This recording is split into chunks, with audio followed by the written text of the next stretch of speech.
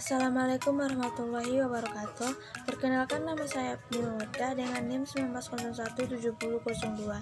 Saya dari Prodi Sastra Indonesia Universitas Negeri Padang. Tujuan dari pembuatan video ini adalah untuk memenuhi salah satu UTS dari mata kuliah Sosiolinguistik yang dipandu oleh Ibu Dr. Siti Ainim Yusti SPD M.Hum.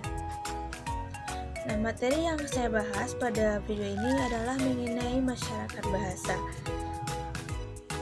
Baiklah, langsung saja pada materi, yaitu mengenai masyarakat bahasa.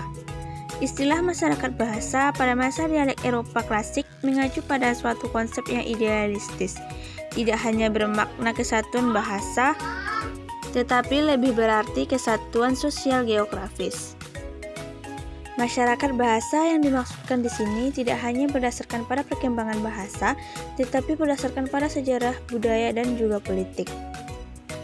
Bloomfield yang berdasarkan sistem bahasa berpendapat bahwa masyarakat bahasa adalah sekelompok orang yang menggunakan sistem tanda bahasa yang sama.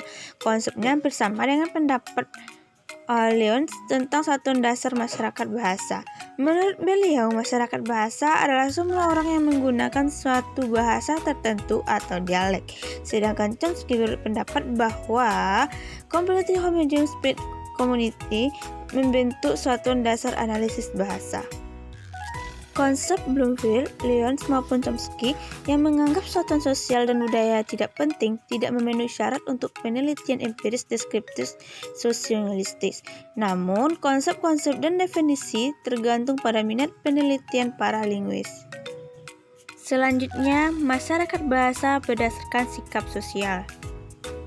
Menurut Labov, pada kenyataannya sangat jelas bahwa masyarakat bahasa didefinisikan sebagai sekelompok penutur yang memiliki sederetan sikap sosial terhadap bahasa.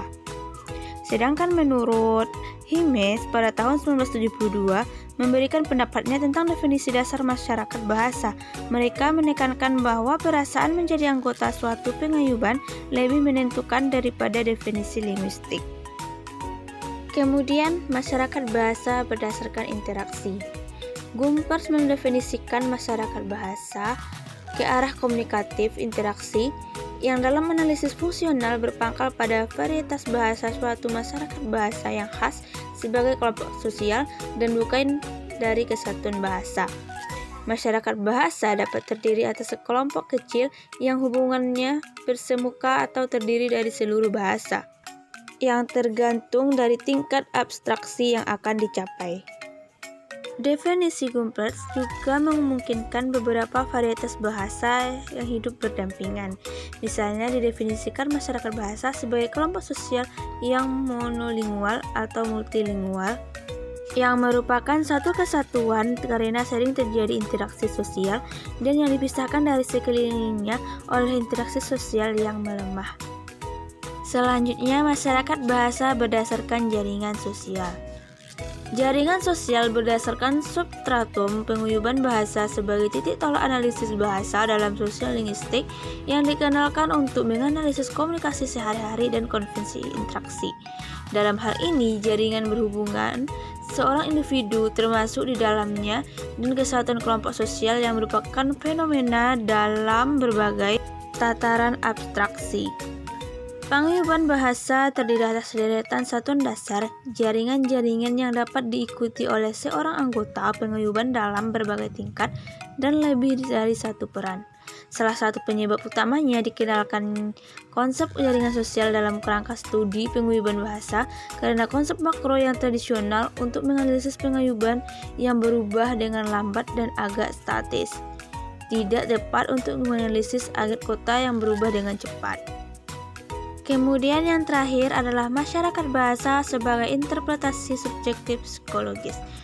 Menurut Bollinger, pada tahun 1975 menunjukkan kompleksitas yang bersifat psikologis dan ciri subjektif konsep penguyuban bahasa. Beliau mengemukakan tidak ada batas untuk cara manusia berkelompok guna mencari jati diri, keamanan, keuntungan, hiburan, kepercayaan, ataupun tujuan lain secara bersama. Sebagai akibat hal ini, tidak ada batasan sehubungan dengan jumlah dan keanekaragaman penguyuban bahasa yang kita jumpai dalam masyarakat.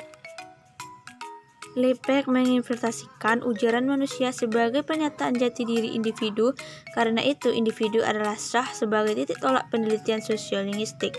Beliau dapat membuktikan bahwa analisis perilaku bahasa individu tidak berarti suatu kekacauan.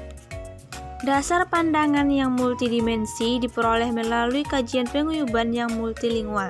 Dalam kajian ini, perlu memperhatikan sejumlah sumber yang mempengaruhi penggunaan bahasa seseorang. Baiklah, sekian yang dapat saya sampaikan. Mohon maaf bila ada kesalahan. Assalamualaikum warahmatullahi wabarakatuh.